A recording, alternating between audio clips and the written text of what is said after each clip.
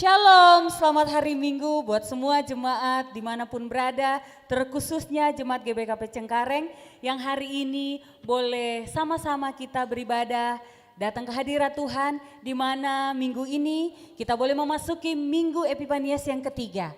Kita boleh diberkati Tuhan di dalam setiap perjalanan kehidupan kita, dan untuk itu kami mengajak setiap jemaat yang ada di rumah maupun yang ada di gereja, mari kita sama-sama kita datang ke hadirat Tuhan dengan penuh hati yang sukacita sambil menaikkan puji-pujian dan nyanyian bagi Allah. Karena kita tidak pernah sendiri, sebab Tuhan akan selalu menuntun dan memelihara hidup kita. Mari kami mengajak semua jemaat, kita boleh sama-sama mengangkat pujian, denganmu Tuhan kukan berjalan.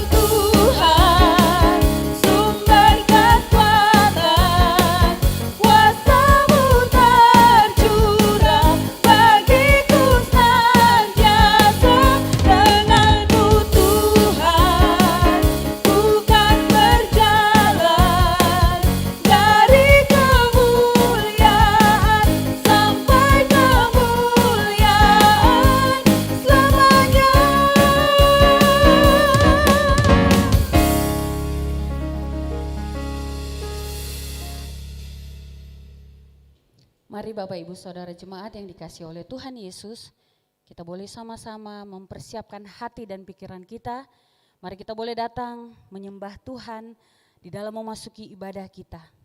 Karena kami percaya Tuhan bahwa tidak ada kuasa yang lebih besar di tempat ini selain kuasa Tuhan. Untuk itu hanya Tuhanlah yang sanggup memulihkan hidup kami, menolong setiap hidup kami. Karena waktu Tuhan adalah waktu yang terbaik di dalam setiap kehidupan kami. Mari kita angkat pujian, kuasa-Mu terlebih besar, Tuhanku terlebih besar. Takkan pernah terlambat janji-Mu ya Tuhan, menolong hidupku.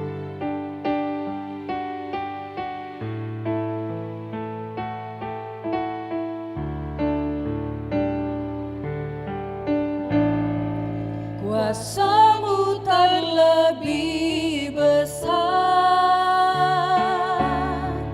Tuhanku terlebih besar. Tak pernah terlambat janji-Mu ya Tuhan, menolong hidupku. Kuasa-Mu terlebih besar, Tuhanku terlebih besar. Tak pernah terlambat janji-Mu ya Tuhan, pulihkan hidupku.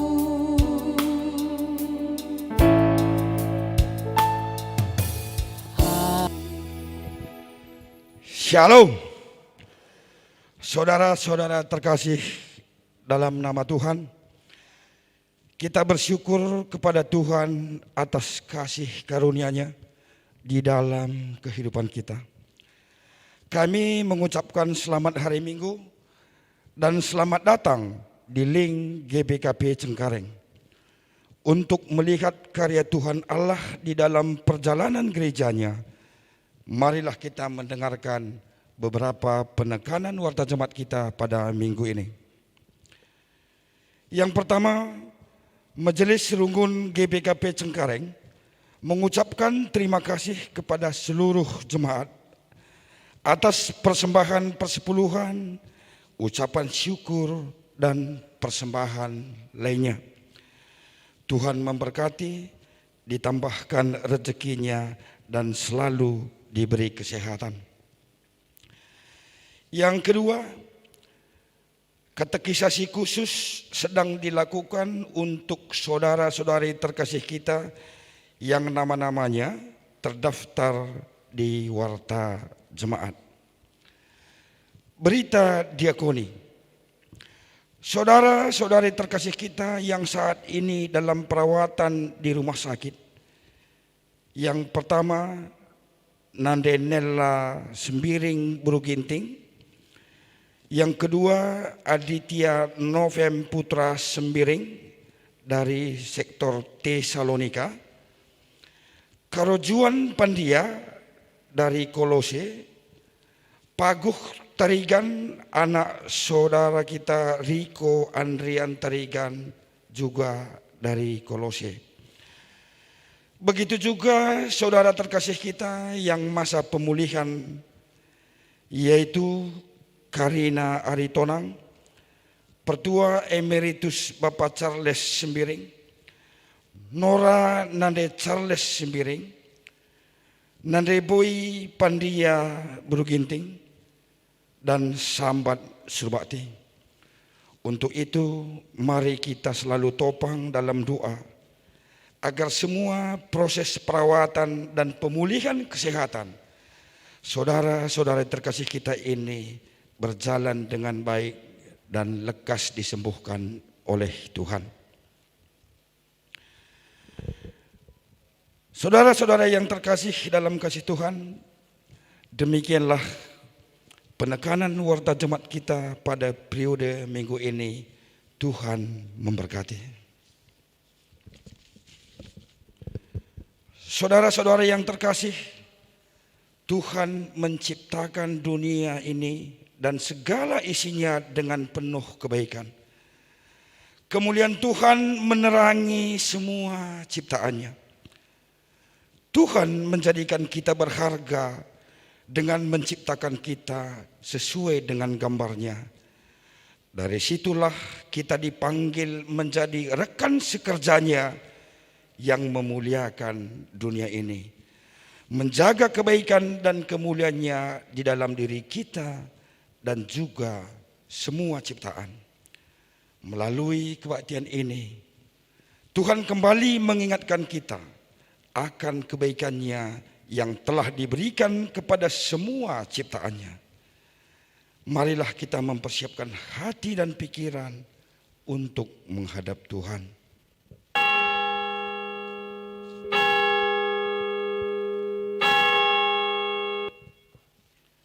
Saudara-saudara yang terkasih, dengan segala hormat kami undang untuk berdiri. Kita memuji Tuhan, kita bernyanyi dari kitab Mendenden nomor 129. Kita nyanyikan bait 1 dan 2. Ku puji Kam, o di batangku.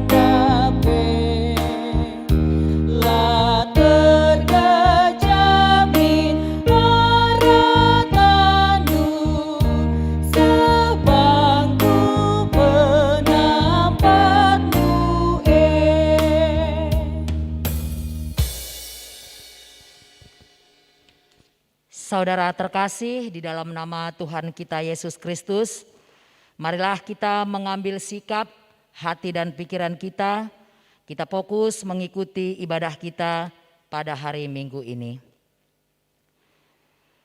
Kebaktian Minggu Epifanias ketiga ini diawali di dalam nama Allah Bapa yang telah menciptakan dunia ini, di dalam nama Yesus Kristus yang memperbaharui kehidupan ciptaannya, dan di dalam nama Roh Kudus yang memberi manusia kekuatan untuk menjaga isi dunia. Damai sejahtera dari Allah Bapa dan dari Tuhan Yesus Kristus dalam kuasa Roh Kudus bersama kita sekalian. Amin.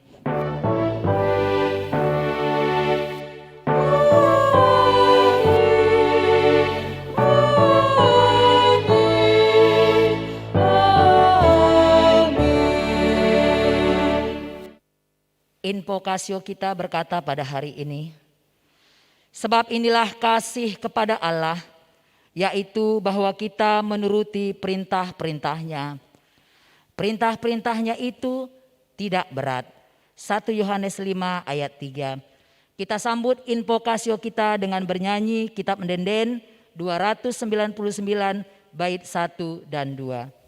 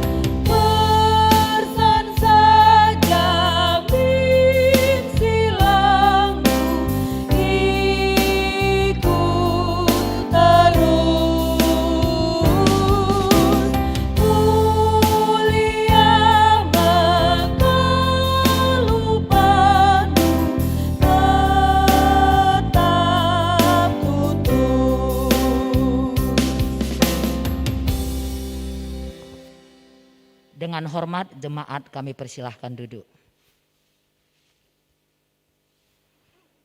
Saudara yang dikasihi Tuhan, marilah kita bersama-sama berdoa agar masa pandemi COVID-19 ini kita dimampukan Tuhan untuk menjalani hari-hari kita yang selalu mengandalkan Tuhan. Mari saudaraku, kita berdoa. Ya Tuhan kami datang ke hadirat-Mu membawa hidup keluarga kami dan seluruhnya kepadamu. Kami bersyukur pada masa pandemi COVID-19 ini, kami mempunyai banyak waktu untuk bersama-sama beribadah. Ya Tuhan, tolonglah kami terus agar tetap bertahan di dalam iman melewati keadaan ini.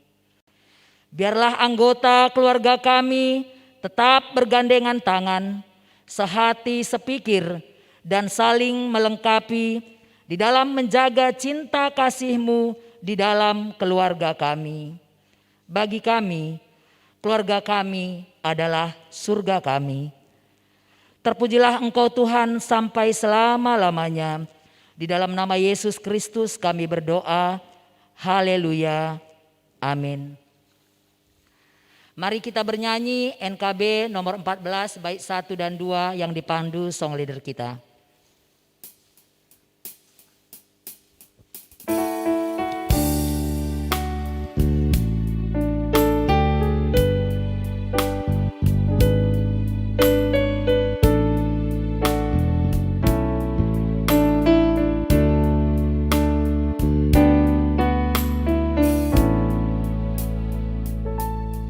Jadilah Tuhan kehendak-Mu, Kaulah penjunan ku tanahnya. Bentuklah aku sesuka-Mu,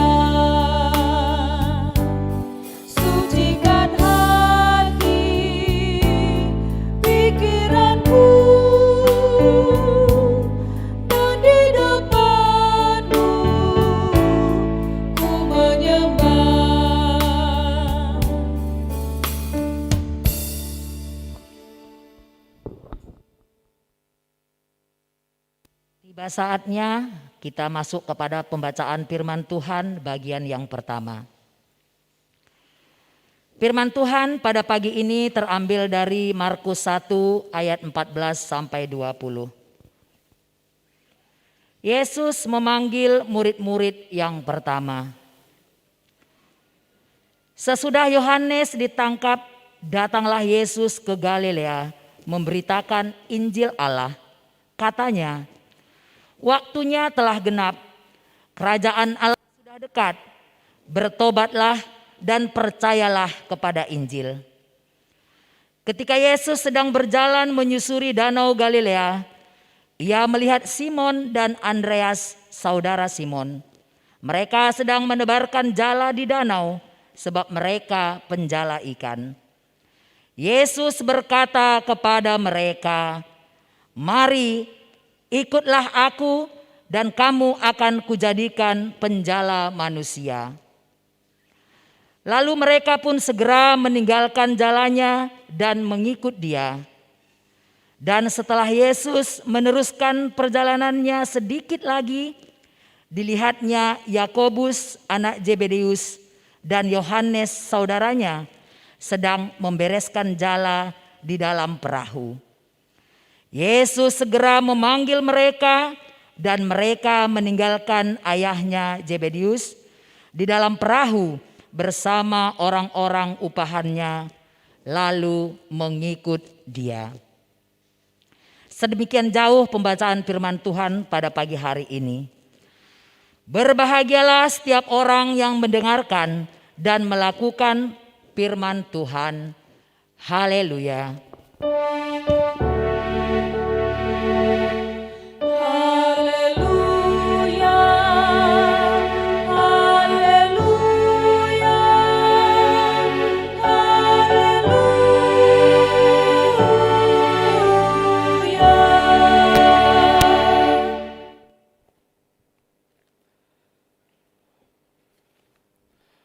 Marilah sebelum kita mendengarkan firman Tuhan, kita berdoa.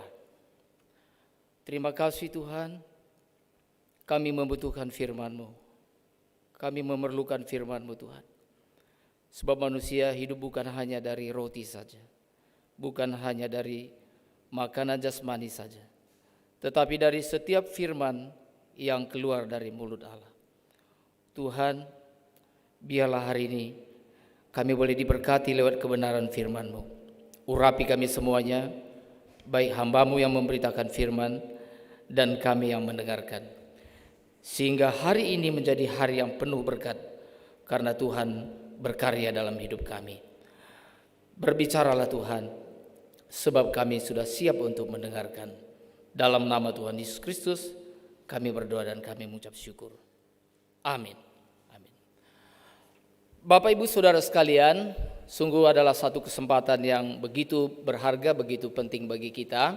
Kita dapat mendengarkan firman Tuhan, sekalipun bukan di tempat ibadah atau di gedung gereja, tetapi di tempat kita masing-masing, mungkin di rumah, atau bahkan mungkin sedang terbaring di rumah sakit. Tapi tidak menghormati sukacita kita, tidak menghormati bahwa ini adalah kesempatan yang sangat berharga. Karena itu tentunya saya berharapkan kepada Bapak Ibu Saudara sekalian yang mendengarkan firman Tuhan, yang sedang mengikuti ibadah live streaming ini, supaya sungguh-sungguh kita mengikutinya dengan hati yang takut di hadapan Tuhan, hati yang menghormati hadirat Tuhan. Bapak Ibu Saudara sekalian, tema firman Tuhan pada hari ini adalah, kalau dalam bahasa Karo, yaitu perkuah ate di bata mereken kegeluhan. Atau dalam bahasa Indonesia, kasih Allah memberi kehidupan. Kasih Allah memberi kehidupan. Jikalau kita mengamati pembacaan firman Tuhan hari ini saudara, yang sebentar akan kita baca bersama-sama. Tadi kita sudah mendengarkan invokasio, kemudian bacaan dari Markus pasal 1 ayat 14 sampai dengan 20, dan khotbahnya hari ini terambil dari Yunus pasal 3 ayat 1 sampai dengan 10. Saya akan bacakan buat kita semuanya. Bagi saudara-saudara sekalian boleh mengikutinya.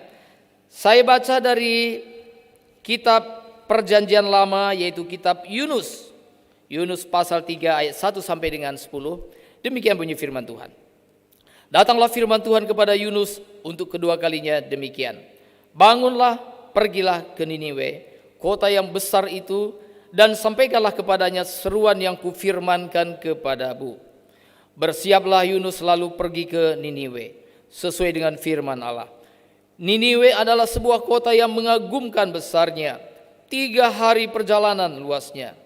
Mulailah Yunus masuk ke dalam kota itu, sehari perjalanan jauhnya. Lalu berseru, 40 hari lagi, maka Niniwe akan ditunggang balikan. Orang Niniwe percaya kepada Allah. Lalu mereka mengumumkan puasa, dan mereka, baik orang dewasa maupun anak-anak, mengenakan kain kabung. Setelah sampai kabar itu kepada raja kota Niniwe, turunlah ia dari singgasananya. Ditanggalkannya jubahnya, diselubungkannya kain kabung, lalu duduklah ia di abu. Lalu atas perintah raja dan para pembesarnya, orang memaklumkan dan mengatakan di Niniwe demikian. Manusia dan ternak, lembu, sapi, dan kambing domba tidak boleh makan apa-apa, tidak boleh makan rumput, dan tidak boleh minum air. Haruslah semuanya, manusia dan ternak, berselubung kain kabung dan berseru dengan keras kepada Allah, serta haruslah masing-masing berbalik dari tingkah lakunya yang jahat dan dari kekerasan yang dilakukannya. Siapa tahu, mungkin Allah akan berbalik dan menyesal serta berpaling dari murkanya yang bernyala-nyala itu, sehingga kita tidak binasa. Ketika Allah melihat perbuatan mereka itu, yakni bagaimana mereka berbalik dari tingkah lakunya yang jahat, maka menyesallah Allah karena malapetaka yang telah dirancangkannya terhadap mereka, dan ia pun tidak jadi melakukannya. Sedemikian jauh pembacaan firman Tuhan bagi kita hari ini. Bapak Ibu Saudara sekalian, jikalau kita mengamati pembacaan firman Tuhan pada hari ini, baik dari invokasio, bacaan, dan juga dari bahan khotbah ini tadi, ini sebenarnya berbicara tentang satu hal dengan sangat kuat sekali di sana, berbicara tentang hal ini, yaitu tentang kasih Allah. Maka setelah saya merenungkan dari ketiga bagian ini tadi saudara, ada beberapa hal penting. Hari ini saya akan sampaikan secara singkat, yaitu ada 6 hal utama, hal penting daripada tema kita, bahwa kasih Allah memberi kehidupan bagi kita. Pertama, Bapak Ibu Saudara sekalian, bahwa Allah adalah pribadi yang mengasihi. Allah adalah pribadi yang mengasihi, bahkan dirinya kasih itu sendiri. Makanya di dalam Yohanes 3 ayat 16, di sana firman Tuhan mengatakan, karena begitu besar kasih Allah akan dunia ini, sehingga ia telah mengaruniakan anaknya yang tunggal. Dikatakan di sana Allah sedemikian mengasihi. Allah mengasihi dunia ini. Tidak dikatakan bahwa Allah mengasihi orang Kristen saja. Tidak mengasihi bahwa Allah mengasihi orang tertentu saja. Tapi dikatakan Allah mengasihi dunia ini. Di dalam dunia ini segala macam manusia ada, dan Allah mengasihi dunia ini. Bahkan saudara, di dalam 1 Yohanes pasal 4 ayat yang ke-16, di sana dengan tegas dikatakan, God is love. Allah adalah kasih. Allah adalah dirinya kasih itu sendiri. Jadi Allah bukan hanya pribadi yang mengasihi, tetapi Allah adalah kasih itu sendiri. Atau dalam bahasa Karu dikatakan, dibatae kekelengengkap. Allah itu kasih adanya. Itu yang pertama saudara. Yang kedua, yaitu bahwa kalau kita memperhatikan ketiga bagian ini tadi, maka Allah yang adalah kasih itu, dia mewujudkan kasihnya dengan mengutus hamba-hambanya. Kalau kita lihat di zaman perjanjian lama atau PL, maka Allah mengutus biasanya adalah para nabinya, nabi-nabi yang diutus oleh Allah. Dan melalui khotbah hari ini kita melihat bagaimana Allah yang ingin menyatakan kasih-Nya kepada satu kota, yaitu Niniwe. Dia mengutus hambanya Nabi Yunus untuk menyampaikan kabar penting, Injil versi lama kepada kota Niniwe tersebut. Di zaman Perjanjian Baru kita melihat bagaimana mengutus mulai dari anaknya yang tunggal. Maka dikatakan tadi dalam Yohanes 3:16, karena begitu besar kasih Allah akan dunia ini, sehingga dia telah mengaruniakan. Kata mengaruniakan ini bisa juga artinya mengutus anaknya yang tunggal. Maka utusan yang pertama di Perjanjian Baru, misionaris yang pertama di Perjanjian Baru adalah Tuhan Yesus Kristus, anak Allah yang tunggal, putra Allah yang tunggal. Kemudian setelah Allah Bapa mengutus Yesus Kristus, kemudian Yesus Kristus dengan kuasa Roh Kudus, dia mengutus rasul-rasulnya, itu 12 murid, ditambah dengan Rasul Paulus dan murid-murid yang lain. Kemudian setelah rasul-rasul, kemudian Tuhan Yesus juga mengutus kita, orang-orang yang percaya. Satu hal yaitu untuk menyatakan dan mewujudkan kasih Allah kepada dunia ini.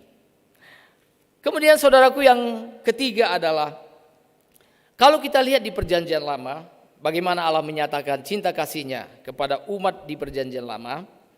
Nah, di sini kita melihat bahwa keselamatan atau berita Injil dalam Perjanjian Lama itu versinya adalah bagaimana nabi-nabi itu mereka diutus oleh Allah menyampaikan kabar penting, berita Injil kepada satu tempat supaya mereka itu tidak mendapat hukuman daripada Tuhan Allah. Hukuman daripada Tuhan Allah ini bisa dapat berupa bencana, malapetaka dan sebagainya. Jadi di sini kita melihat bahwa Injil, keselamatan dalam versi Perjanjian Lama adalah bagaimana seseorang disuruh untuk mentaati firman Tuhan supaya seseorang itu jangan mengalami kebinasaan dari Tuhan, jangan mengalami murka dari Tuhan, jangan mengalami kutukan daripada Tuhan. Itulah sebabnya maka nabi-nabi diutus. Dan hari ini tadi kita melihat bagaimana Nabi Yunus diutus ke kota Niniwe. Kemudian kalau kita lihat dalam Perjanjian Baru, maka keselamatan versi Perjanjian Baru itu lebih dalam lagi pengertiannya. Itu lebih tinggi lagi, itu lebih kepada inti daripada keselamatan itu sendiri. Sebab keselamatan dalam versi Perjanjian Baru, berita Injil disampaikan kepada manusia, bukan hanya manusia, bukan sekedar menghindarkan manusia dari api neraka lalu siap menuju sorga, bukan sekedar bagaimana manusia lepas daripada hukuman Tuhan, bukan sekedar bagaimana kita lepas daripada kutukan Tuhan, bagaimana kita tidak dikuasai oleh penyakit, bagaimana supaya kita tidak mendapat hukuman daripada Tuhan. Bukan sekedar itu, Bapak Ibu Saudara sekalian. Tapi lebih daripada itu adalah Injil dalam versi Perjanjian Baru adalah bagaimana kita ditata ulang, bagaimana kita dikembalikan kepada rancangan Tuhan yang semula, bagaimana hidup kita diperbaiki oleh Tuhan, supaya hidup kita menjadi hidup yang berkenan di hadapan Tuhan. Hidup seperti itulah yang memancarkan keindahan daripada Tuhan. Standarnya adalah hidup seperti ini adalah hidup yang pernah dihidupi oleh Tuhan Yesus Kristus 2000 tahun yang lalu. Maka itulah sebabnya Tuhan Yesus memanggil kita. Injil diberitakan kepada kita supaya hidup kita diperbaiki, supaya hidup kita dipulihkan sempurna sama seperti Bapa di surga. Itu bukan berarti bahwa kita sekualitas dengan Bapa. Tentunya kesempurnaan yang dimiliki oleh Allah beda dengan kesempurnaan kita. Kesempurnaan Allah itu ada kelasnya tersendiri, dan kita sebagai orang percaya, kita juga dituntut sempurna. Artinya kira-kira bahasanya begini, Allah itu sempurna, Bapa itu sempurna, dan kita juga dipanggil supaya kita juga sempurna, supaya hidup kita sempurna seperti Bapa di surga. Dan model manusia yang sempurna adalah Tuhan Yesus Kristus. Itulah model manusia yang sempurna. Itulah sebabnya maka Tuhan Yesus 2000 tahun yang lalu datang ke dunia ini untuk menyelamatkan kita dengan 3 cara utama, yaitu Yesus datang untuk mati di kayu salib mengampuni dosa-dosa kita. Kemudian Tuhan Yesus mengajarkan kebenaran bagi kita. Maka Tuhan Yesus dalam hidupnya, masa pelayanannya 3,5 tahun, itu lebih banyak satu pekerjaan yang dilakukan oleh Tuhan Yesus adalah mengajar. Tuhan Yesus mengajar, banyak mengajar. Jadi pertama tadi Tuhan Yesus datang untuk mengampuni dosa-dosa kita, mati di kayu salib, menyucikan dosa kita, menguduskan kita, mengalirkan darahnya di bukit Golgota, supaya kita diampuni, supaya kita diterima oleh Tuhan. Tetapi Tuhan Yesus bukan hanya mati di Golgota, tetapi Tuhan Yesus juga mengajarkan kita kebenaran, mengajarkan kita kebenaran. Bagaimana seharusnya kita hidup sebagai anak-anak Allah. Bagaimana seharusnya kita hidup sebagai anak-anak Allah, supaya hidup kita berkenan di hadapan Allah, supaya hidup kita dapat dinikmati oleh Tuhan Allah. Dan dengan demikian, hidup kita juga dapat menikmati Tuhan. Dan yang ketiga yang Tuhan Yesus lakukan adalah, Tuhan Yesus bukan hanya mengajarkan kebenaran saja, tetapi Tuhan Yesus menjadi teladan bagi kita. Bagaimana seharusnya hidup benar ini. Tugas kita sebagai gereja, tentunya yang pertama kita tidak bisa lakukan, tapi ada 2 hal ini tadi yang betul-betul menjadi tugas gereja. Pertama, tugas gereja adalah memberitakan kebenaran. Itulah sebabnya maka gereja harus belajar kebenaran. Orang Kristen harus rajin belajar firman Tuhan. Amin. Orang Kristen harus belajar kebenaran. Tetapi setelah kita mengetahui kebenaran, maka kita harus menghidupi kebenaran yang telah kita pelajari. Maka tugas kami sebagai hamba-hamba Tuhan, entah pendeta, entah pertua, entah diaken, entah apapun juga, maka sebagai pelayan-pelayan Tuhan, maka tugas kami terus belajar kebenaran. Setelah kami mengetahui kebenaran, maka kami mengajarkan kebenaran. Bukan hanya sekedar mengajarkan kebenaran, tapi mempraktekkan kebenaran. Ini yang paling sulit, dan ini yang paling sering dihindari.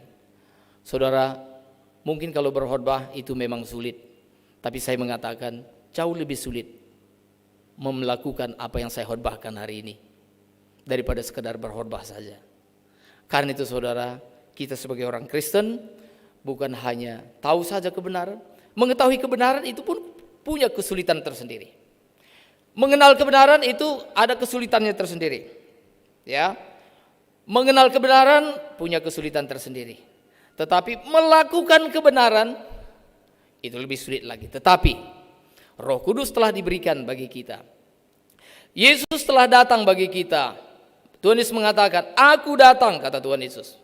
Pencuri datang hanya untuk mencuri, membunuh dan membinasakan. Tetapi aku datang, kata Tuhan Yesus, supaya mereka mempunyai hidup. Nah, di sini kita sudah mulai masuk kepada tema kita ini, saudara. Kasih Allah memberi kehidupan.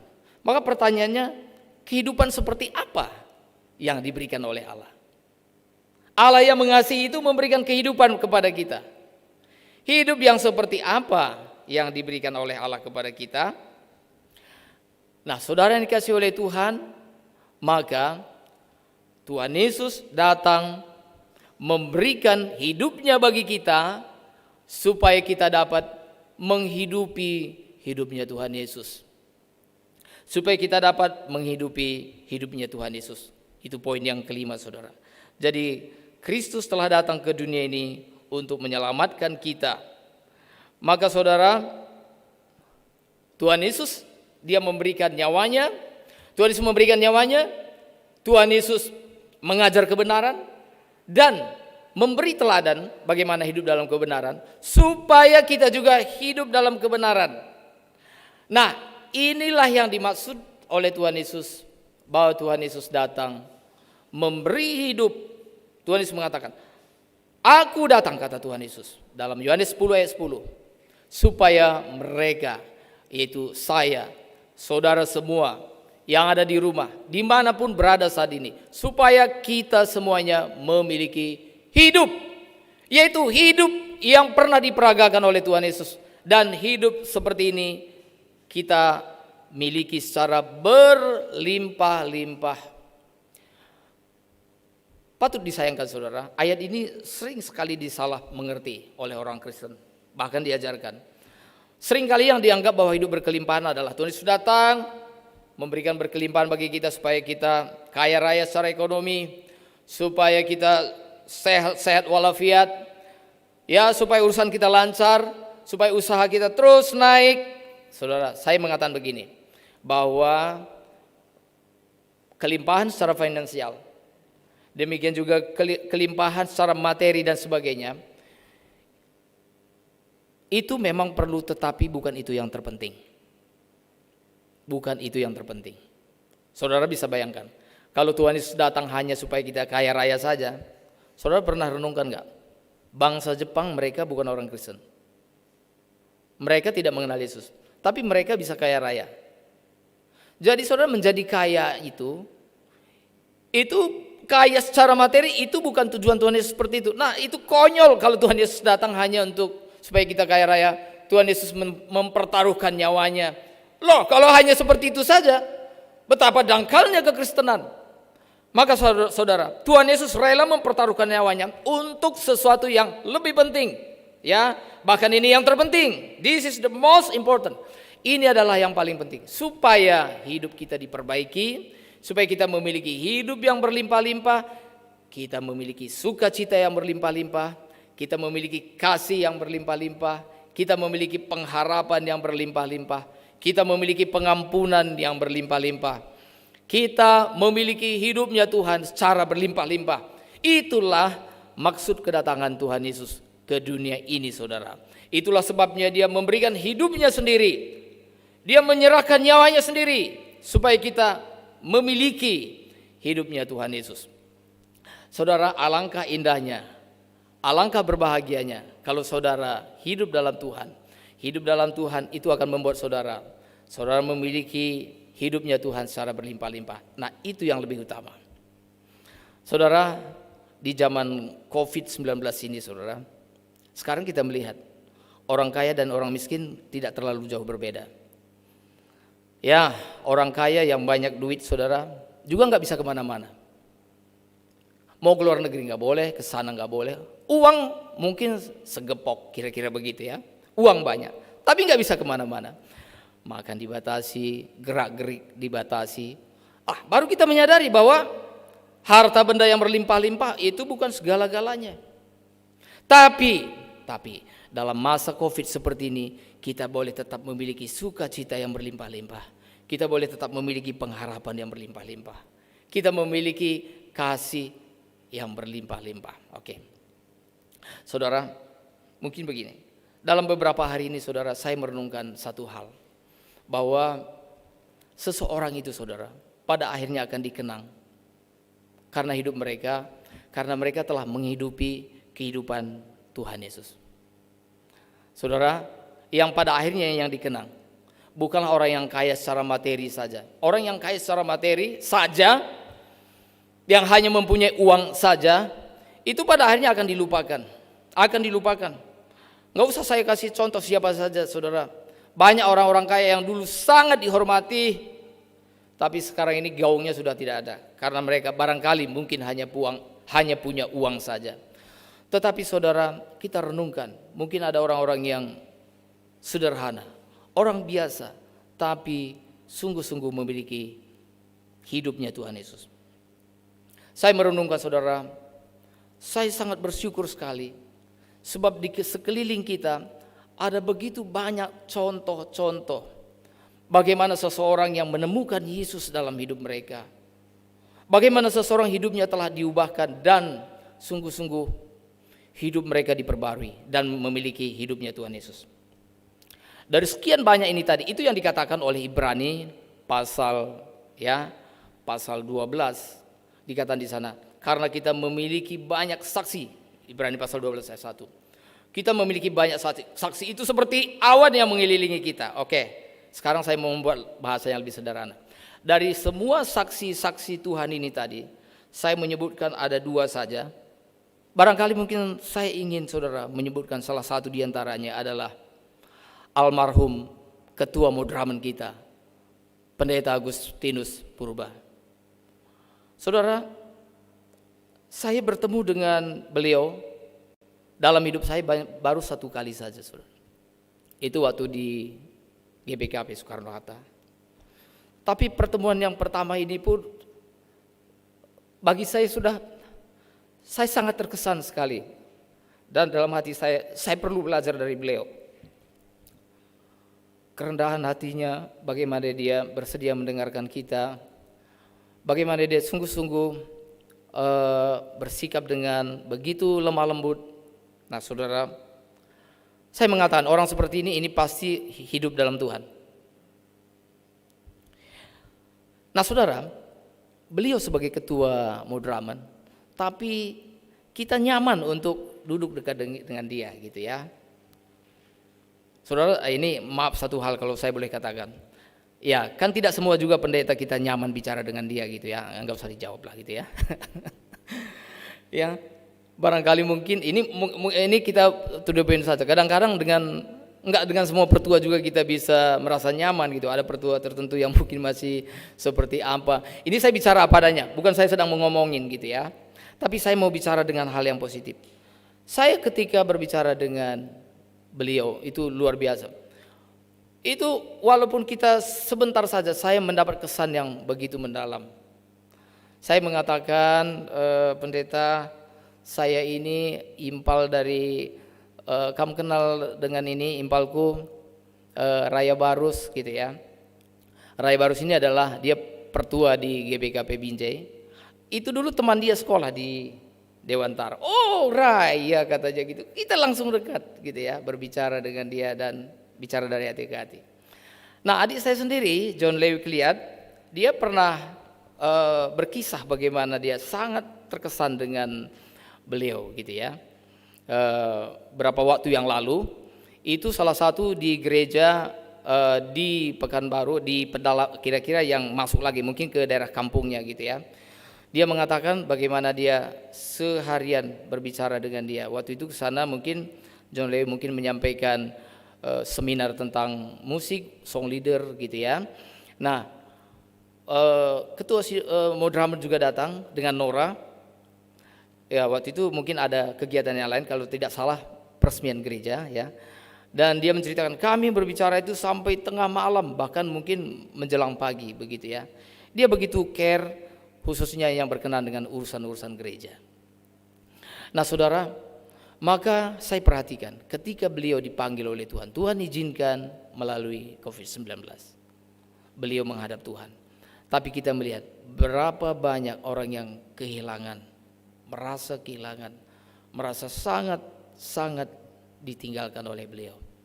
Saudara, saya mengatakan ini adalah salah satu contoh orang yang hidup dalam Tuhan.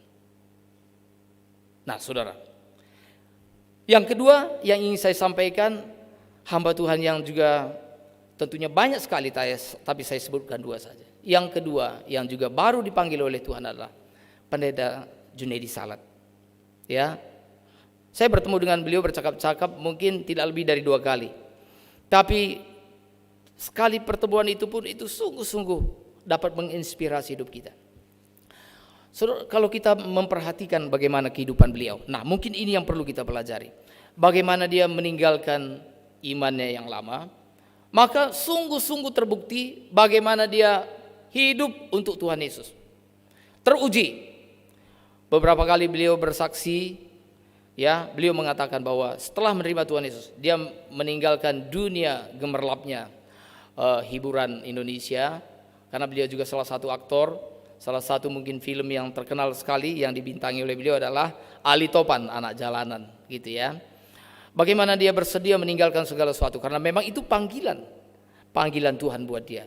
Dan dia hidup bagi Tuhan Yesus. Dia mengatakan, dia mengikut Tuhan Yesus, tetapi Tuhan izinkan selama 8 tahun hidup dalam kemiskinan, hidup dalam kesusahan. Berkali-kali dia menyaksikan hal itu.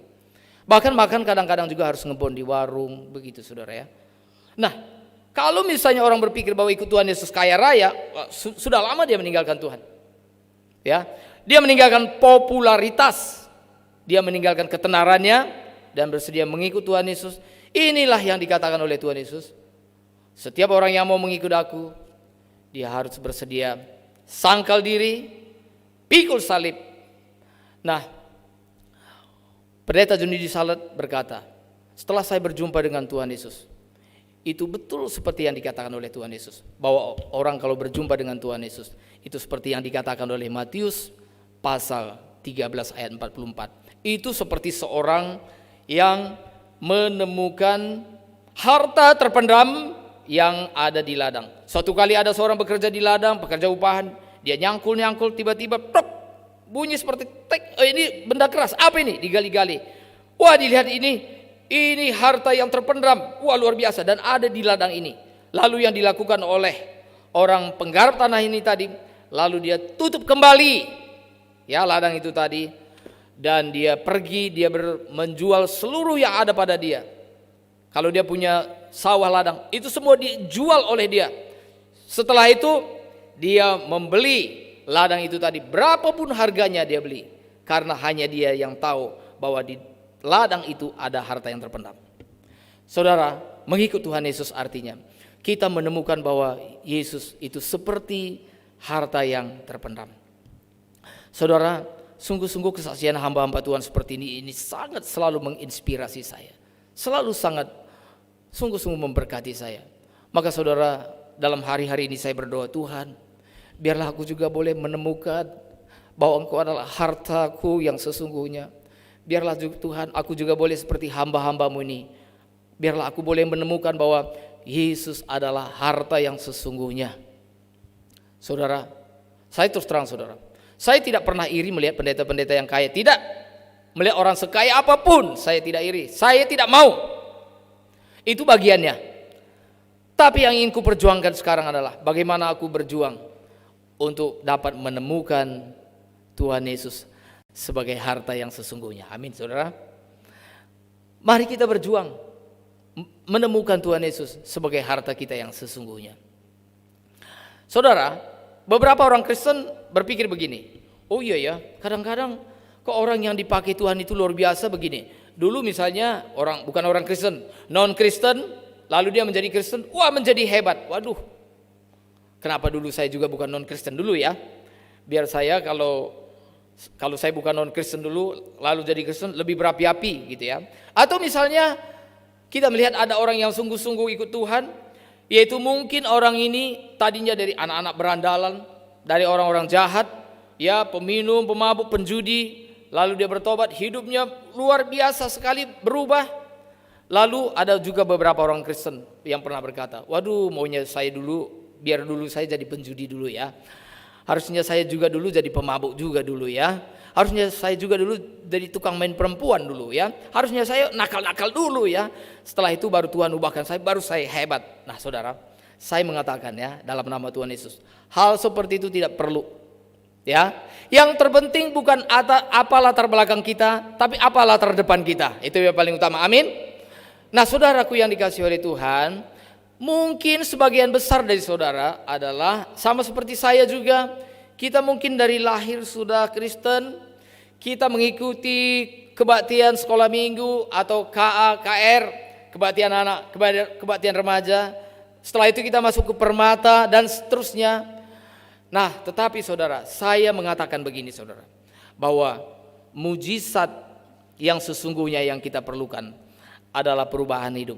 Kita pun sebenarnya dapat menemukan bahwa Yesus adalah harta kita yang sesungguhnya. Yang setuju katakan amin. Yang di rumah juga katakan amin. Saudaraku yang dikasihi oleh Tuhan, saudara dan saya seharusnya memperkarakan ini dengan serius di hadapan Tuhan. Memperkarakan hal ini dengan serius di hadapan Tuhan. Kita seringkali kurang memperkarakan hal ini dengan serius. Kita menganggap bahwa kita oke-oke saja. Oh, kita sudah percaya kepada Yesus, kita orang Kristen, kita pasti selamat, kita pasti masuk surga. Ya, kita gak usah berjuang, bahkan gak usah berbuat baik. Wah, Tuhan itu baik dan pasti kita masuk surga. Inilah yang membuat kekristenan kita tidak maju-maju. Maka seharusnya adalah kita harus menemukan Yesus secara pribadi dalam hidup kita. Karena itu saudaraku yang dikasihi oleh Tuhan, ini yang harus kita lakukan. Mari kita mencari Tuhan dengan sungguh-sungguh. Dalam Ibrani, ya, dalam Ibrani di sana dikatakan, ayat 11 dan 6 di sana dikatakan bahwa Allah memberi upah kepada siapa? Kepada orang yang sungguh-sungguh mencari Dia. Kepada orang yang sungguh-sungguh mencari Allah, Allah memberi upah. Seharusnya kita mencari Tuhan, berperkara dengan Tuhan, jangan sambil lalu, jangan sambil lewat, tetapi ini harus menjadi agenda utama kita, bahwa kita mau mencari Tuhan dengan sungguh-sungguh. Dan saudara yang dikasihi oleh Tuhan, yang sungguh-sungguh ini tadi adalah Tuhan selalu menghargai orang yang bersungguh-sungguh.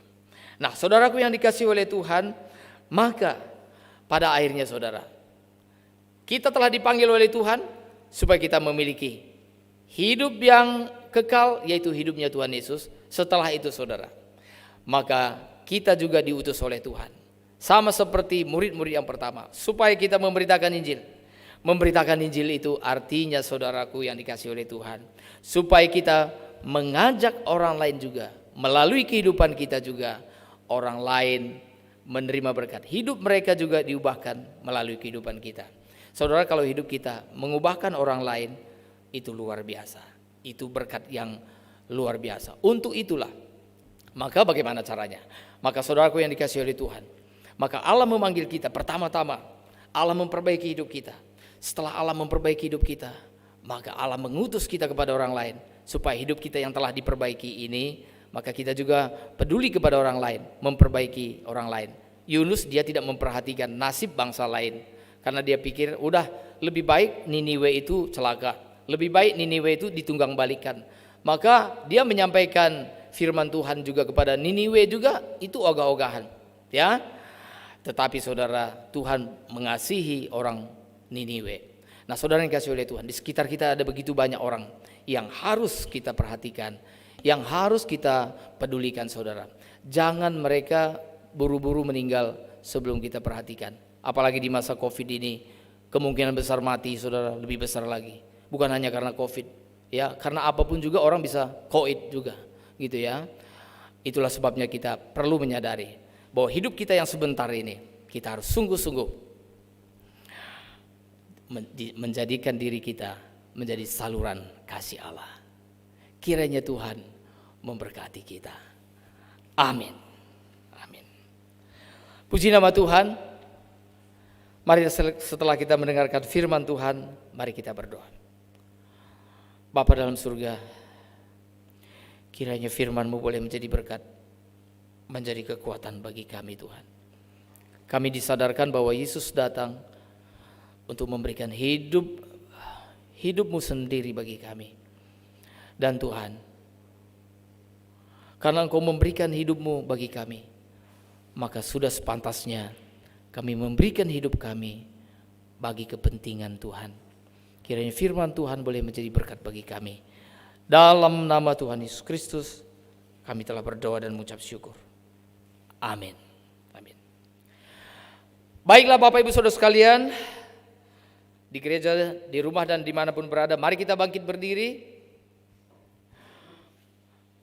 Bersama dengan gereja di segala tempat, di segala zaman, di segala abad, marilah kita mengucapkan pengakuan iman kita dengan mantap, dengan tegas, yaitu pengakuan iman rasuli. Mari kita ucapkan bersama-sama. Aku percaya kepada Allah, Bapa yang Maha Kuasa, Khalik langit dan bumi, dan kepada Yesus Kristus, anaknya yang tunggal, Tuhan kita, yang dikandung dari Roh Kudus, lahir dari anak darah Maria, yang menderita sengsara di bawah pemerintahan Pontius Pilatus, disalibkan, mati dan dikuburkan, turun ke dalam kerajaan maut, pada hari yang ketiga bangkit pula dari antara orang mati, naik ke sorga, duduk di sebelah kanan Allah Bapa yang Maha Kuasa, dan dari sana ia akan datang untuk menghakimi orang yang hidup dan yang mati.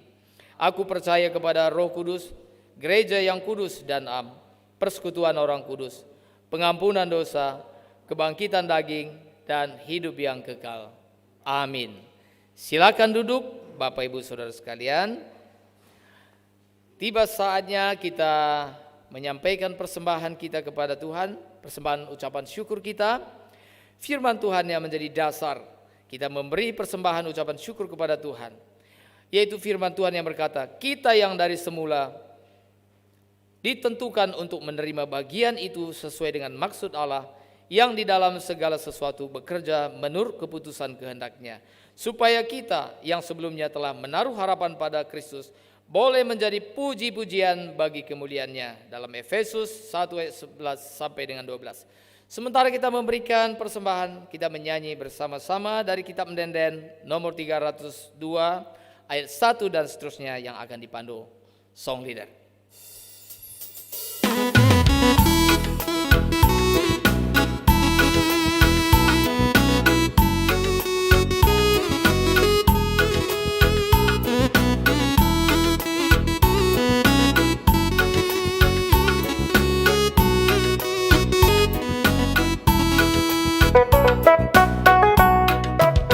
Ingat berkuah di batas sing beli, si ise kena menantang maki, ibas kerina dapat kegeluhan, si doni sidam alu kegulutan, landaskan laku lantal mandi bata, kerina nasi litibas galutan.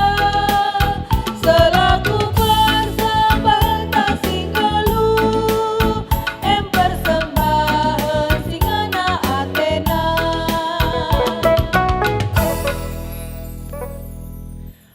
Kita akan berdoa untuk persembahan sekaligus juga doa syafaat.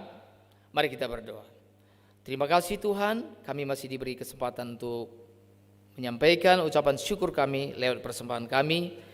Kiranya Tuhan memberkati persembahan kami ini sebagai persembahan syukur yang berkenan di hadapan Tuhan.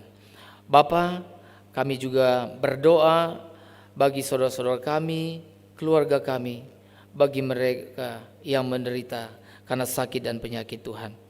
Tuhan, izinkan kami berdoa bagi orang tua kami, bagi saudara-saudara kami, bagi anak-anak kami. Kami berdoa bagi orang tua kami, Santa Maria Beruginting atau Nandenela Berusembiring yang tengah dirawat di Rumah Sakit Royal Taruma Grogol. Demikian juga Aditya Novem Putra Sembiring yang sedang dirawat di Rumah Sakit Kalideres Tuhan. Karojuan Pandia yang dirawat di Rumah Sakit Hermina dan Mogot Kalideres Tuhan. Dan juga anak kami Paguh Tarigan Tuhan, yaitu anak senina turang kami Riko Adrian Tarigan, yang Tuhan saat ini tengah dirawat di Rumah Sakit Mayapada Lebak Bulus. Tuhan, nyatakan pertolongan-Mu, belas kasihan-Mu bagi saudara-saudara kami, bagi kekasih-kekasih kami ini Tuhan. Biarlah Tuhan Engkau menjamah mereka, memberikan kekuatan dan pemulihan bagi kesehatan mereka. Berkati obat-obatan yang sampai ke tubuh mereka, tenaga medis yang menangani mereka. Biarlah Engkau memberkati. Kami merindukan supaya pemulihan boleh terjadi ya Tuhan. Pemulihan daripada Tuhan boleh sungguh-sungguh dialami oleh kekasih-kekasih kami ini Tuhan. Bapa, demikian juga saudara-saudara terkasih kami yang dalam masa-masa pemulihan, mereka sedang berada di rumah.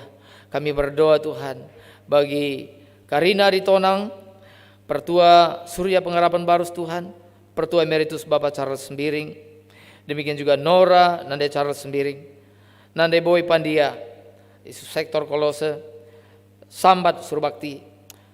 Dan Tuhan, jikalau mungkin ada saudara-saudara kami yang lain yang dalam masa-masa pemulihan kesehatan mereka, Tuhan memberkati juga. Engkau menolong, Engkau memberkati, menolong mereka ya Tuhan. Terima kasih ya Tuhan.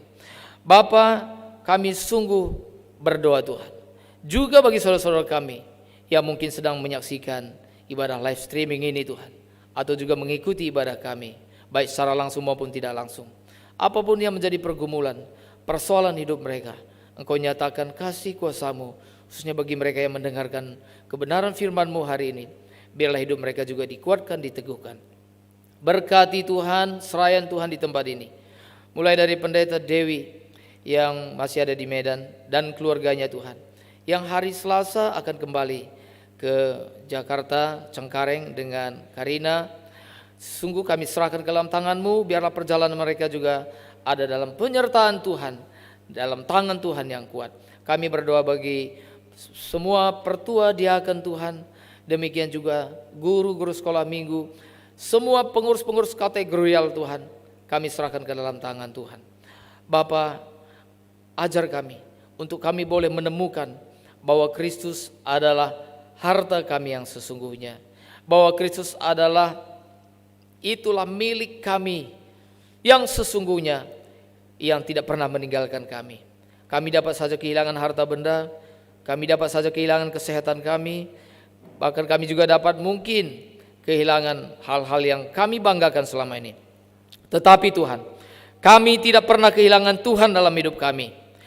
Tuhan terus menyertai, memimpin hidup kami ya Tuhan. Terima kasih ya Bapa, terima kasih Tuhan. Kami sungguh berdoa bagi lingkungan kami, bangsa negara kami. Tuhan, kami percaya bahwa semua yang Tuhan izinkan itu mendatangkan kebaikan bagi kami. Ajar kami untuk tetap taat kepada Tuhan, mengikuti protokol kesehatan dengan baik dan benar. Jaga lindungi keluarga kami Tuhan. Tambahkan imun kami, daya tahan tubuh kami, sehingga kami boleh melewati masa-masa ini dengan kuat kuasa daripada Tuhan. Terima kasih Tuhan, ada masih begitu banyak yang perlu kami doakan.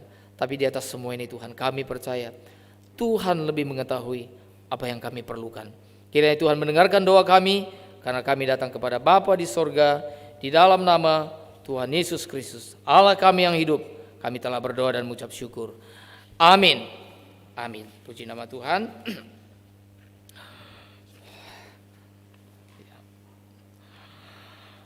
Sekarang saya mengajak kita semuanya berdiri. Seluruh jemaat mari kita berdiri, kita menyanyi dari kitab Enden-Enden nomor 370 ayat 1 dan 2, perkuah ati dudur di bata anta, dan seterusnya yang akan dipandu oleh song leader.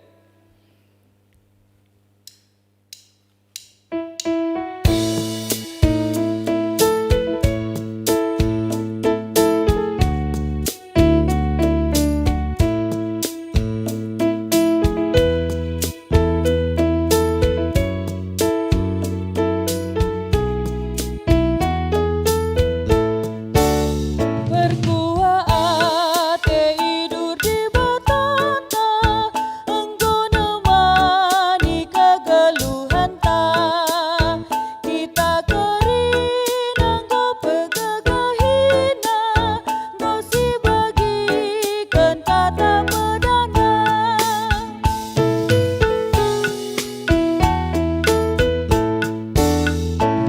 Tujuh aman banta karina, si salaman ku kawas kemuhan. Sejumpa kita pagi karina, bas perminggun tabas perpulungan.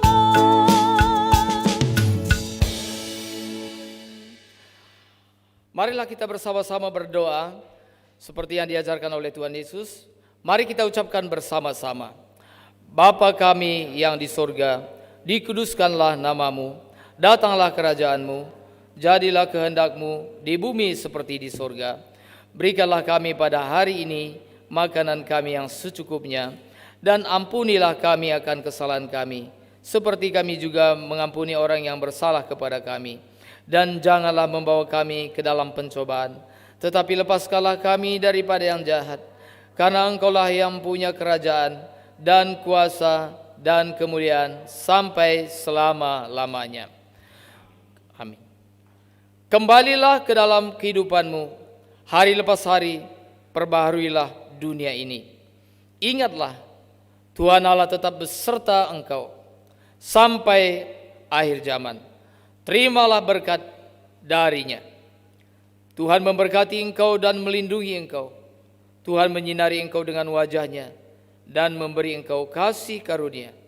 Tuhan menghadapkan wajahnya kepadamu dan memberi engkau damai sejahtera. Amin.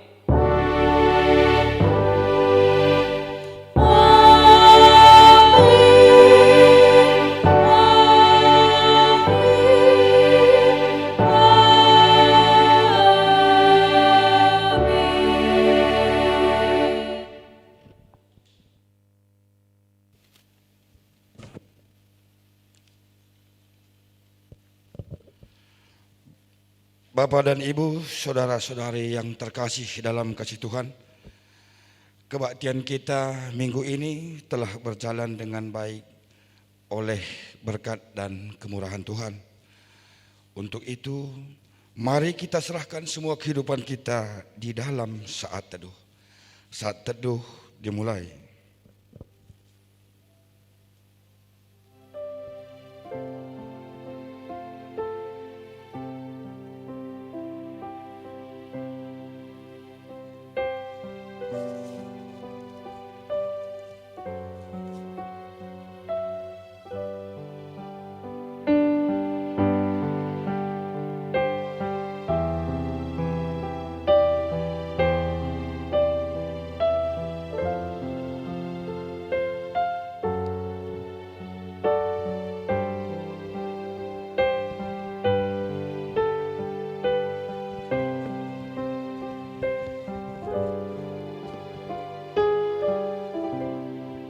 Selesai. Untuk informasi selanjutnya kami berikan kepada BPMR, waktu dan kesempatan kami berikan dengan hormat.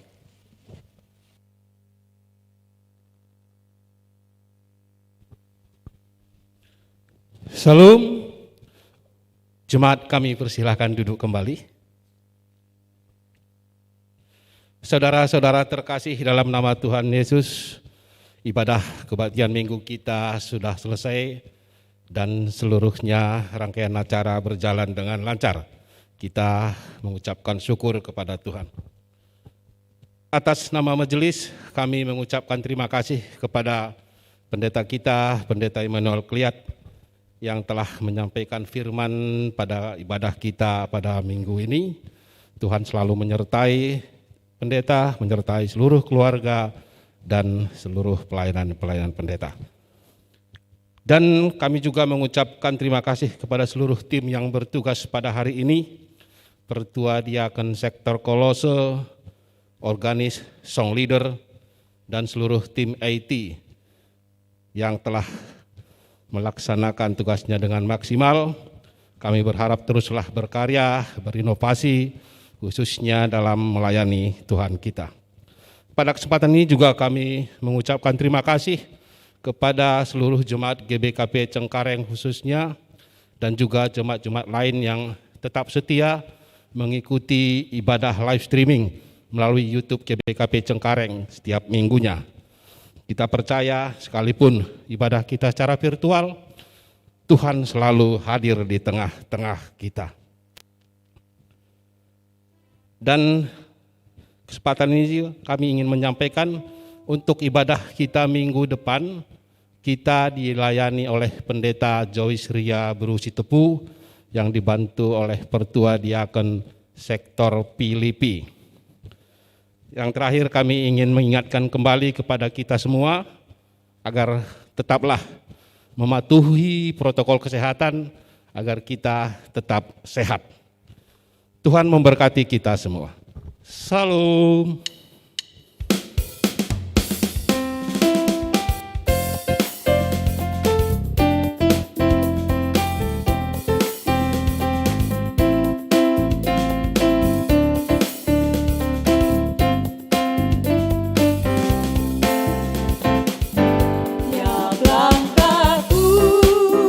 Diatur oleh Tuhan dan tangan